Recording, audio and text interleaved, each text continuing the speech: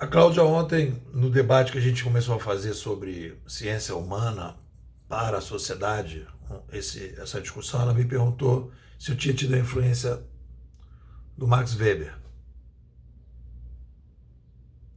E eu não li o Max Weber. Alguma coisa na universidade a gente leu sobre ele, né? Eu tive na comunicação, eu tive um mergulho na sociologia. E na sociologia eu me lembro bem que a gente estudou Max Weber. Mas foi na época lá da universidade. Então, e eu fiquei pensando uma resposta para a Cláudia e quero fazer uma reflexão dentro da linha que a gente está fazendo aqui, das nossas ferramentas e da nossa maneira, digamos assim, epistemológica de desenvolver a nossa narrativa. Então, primeiro, eu acho que esse conceito da narrativa, que é uma coisa que está bastante forte agora, caminhando aí para a quarta temporada, que o nosso objetivo é ter uma narrativa consistente, porque nós temos em torno da missão que eu trouxe para a escola, ajudar pessoas, profissionais, organizações a competir no mundo digital. Esse é o foco. Então existe um problema que está mexendo com todo o mercado. Então a gente precisa ajudar as pessoas. Então a partir daí a gente então faz um esforço e aí a gente estruturou o edifício do pensamento com as revisões todas para chegar para o cara entregar. E essa narrativa, como é um projeto de escola voltada, é uma ciência voltada para o problema, e em que o cliente é o nosso guia, a gente tem uma mudança muito grande da ciência 1.0, eu vou chamar isso de ciência 2.0. A ciência 2.0, que é o que eu acho que a gente está tentando praticar. Por que a gente pode falar de ciência 2.0? Porque antigamente pensar em fazer qualquer coisa fora da universidade era quase impossível. Eu não tinha biblioteca, eu não tinha orientação, eu não tinha ferramenta de divulgação, eu não tinha um espaço para reunir as pessoas, né? Eu precisava de um espaço presencial para reunir, não tinha um WhatsApp como a gente tem hoje. Então isso tudo criava uma intermediação que era muito difícil alguém pudesse ter uma qualidade de produção intelectual fora das universidades. E hoje você tem essa possibilidade, e a gente está praticando essa possibilidade da ciência 2.0. Mas no momento em que eu me estabeleço como um problema-foco, o desenvolvimento de uma narrativa para que as pessoas possam receber essa narrativa, e essa narrativa não pode ser uma narrativa que a pessoa não consiga, como foi aqui em Erechim, para 260 pessoas em uma hora e meia, entender a nossa narrativa. Então tem que ter uma síntese. Vocês querem saber qual foi o meu melhor elogio aqui de Erechim? Foi uma pessoa que participou ontem do workshop, um empresário. Ele disse: poxa, eu não pude ir ontem, minha mulher foi com meus 2 filhos, um de 14 e outro de 17. E ele falou que eu fiquei impressionado que meu filho de 14 gostou e ficou atento o tempo todo.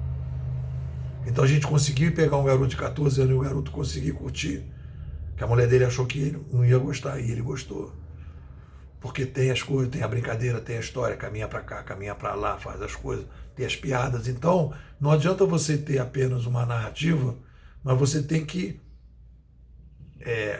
enrolar essa narrativa.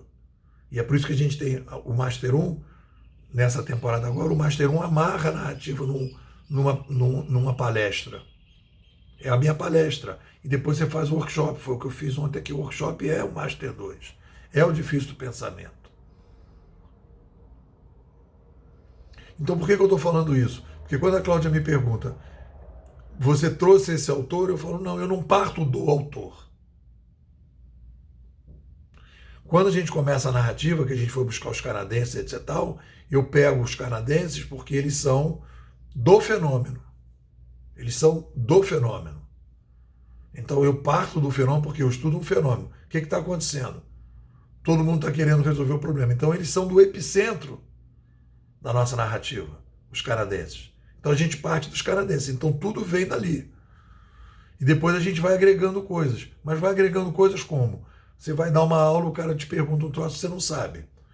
Que aí você vai sofisticando, você vai, nesses 20 anos sozinhos, e agora entrando agora um ano e pouco, né, praticamente agora construindo com vocês a narrativa, já não é, eu falei ontem, isso aqui não é mais uma narrativa do Nepô, é uma narrativa bimodal, que vocês são responsáveis por ela. Pelo menos pela crítica, etc. Eu assumo que eu sou o curador, mas eu não sou o único responsável, a gente é o responsável. Vocês estão o tempo todo me dando feedback e dizendo isso é legal, isso não é legal. Então vocês estão coparticipando do processo. E alguém, por exemplo, pode dizer assim, Nepô, eu não quero mais saber de você, essa narrativa não presta, a pessoa vai sair da escola, coisa que não está acontecendo. A taxa de renovação foi altíssima. Então as pessoas estão, é o retorno que eu tenho, as pessoas estão ganhando com a narrativa, com essa participação, e estão concordando com a participação. Estão investindo na escola, investindo nelas dentro da escola. Então, Cláudio, o que eu acho que é interessante? O que é interessante a gente tem esse, digamos assim, o núcleo duro da narrativa, e a gente começa a ter necessidade de incorporar coisas na narrativa, como foi a discussão aqui.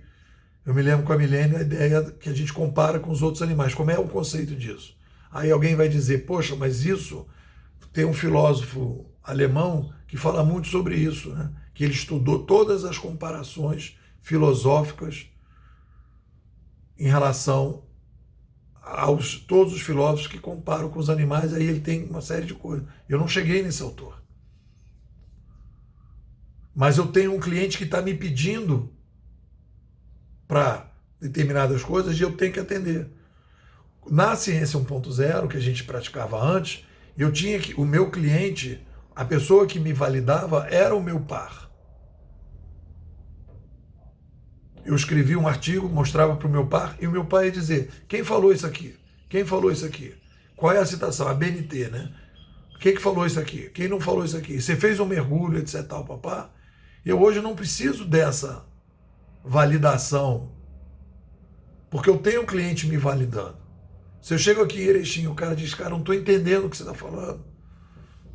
Isso que você está falando não faz sentido. Ou ele traz um autor e diz, olha, esse autor aqui questiona tudo que você está falando. E aí, então, eu estou sendo validado por ele.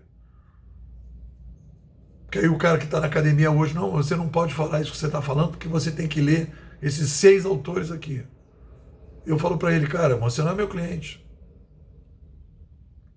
Eu não tenho compromisso nenhum com você.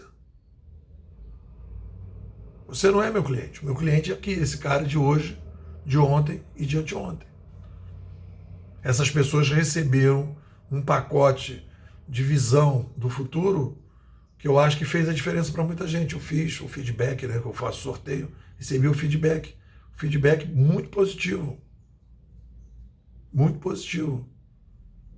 Das pessoas que ganharam alguma coisa com a palestra. Então, esses são os meus clientes. Então, em algum momento, alguém vai dizer, mas isso não é pouco que você está falando, fulano está dizendo. Se eu souber que está dizendo, eu vou ler. Até se disser o conceito, o livro onde aparece o conceito, eu vou lá atrás. E no dia que eu chegar à conclusão que aquela pessoa disse aquilo, e a gente vai pegar aquilo, vai absorver, a partir do momento disso, como eu faço muitas vezes, eu cito. Como eu falei do Harari aqui na palestra, mais uma vez, sobre quando eu falo da revolução cognitiva oral. Dou mérito para o Harari, porque os canadenses não fizeram esse trabalho. Os canadenses não foram a esse ponto. E eu falo do Harari naquele momento, né? Então, é uma outra maneira de desenvolver conhecimento. E é científica. É extremamente científica, na minha opinião, né?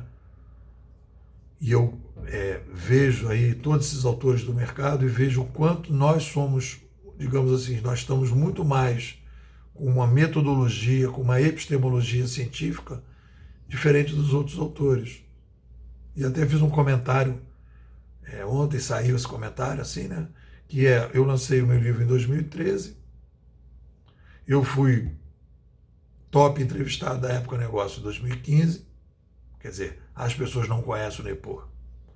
Eu bati 1 milhão de views no YouTube, eu sou uma pessoa que muita gente conhece, eu participei do Resumo Cast em vários Resumo Cast, de vários livros, e o que as pessoas fazem, é o seguinte, as pessoas não leem os outros. Brasileiro não lê brasileiro. Que os estrangeiros não leiam a gente, tudo bem. Mas que os autores brasileiros que trabalham com digital não leiam os autores brasileiros que trabalham com digital, tem alguma coisa estranha aí. Por isso que eu criei as leituras bimodais e eu tenho lido. E a ideia do Motor 2 veio do Salim Magaldi, por exemplo. E eu falo, na verdade não é deles, eles pegaram, mas eles trouxeram e eu tive contato com eles e eu falo deles. Essa coisa do Motor 2 é Salim Magaldi. E o mais engraçado que o Salim Magaldi fizeram no livro Gestão da Manhã, falam do Motor 2, e eu imagino, se alguém pegar, como se fez a Mercedes com o meu livro, para estudar, e aí pega o Salim Magaldi, Gestão da Manhã, e agora pega a cultura, né, Código da Cultura, no livro seguinte, 6 meses depois, ele não fala mais de Motor 2. Ele simplesmente esquece a narrativa anterior. Não há continuidade narrativa. O negócio é sair lançando o livro para ficar na moda e vender palestra. Me parece que é isso. Não tem uma sequência de narrativa, um compromisso de narrativa, e absolutamente não tem um grupo como vocês para discutir a narrativa. É uma narrativa feita no ar-condicionado. Bom, é isso aí, galera.